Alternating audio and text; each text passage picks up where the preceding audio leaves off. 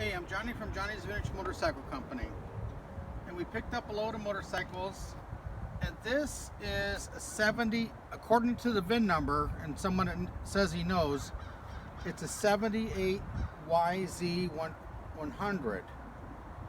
It's a matching number bike. The prefix starts out with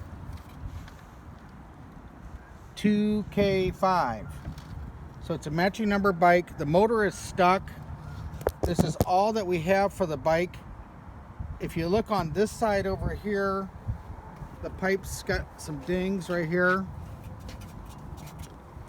But it looks like the baffle and stuff is back here.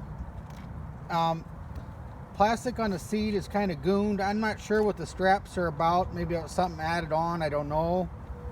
Doesn't really look like it's got any broken fins. The suspension actually moves. Suspension seems to be okay. I mean, he's rebuilt, but it's moving. So we're selling this as it is. So if there's any interest out there, let us know.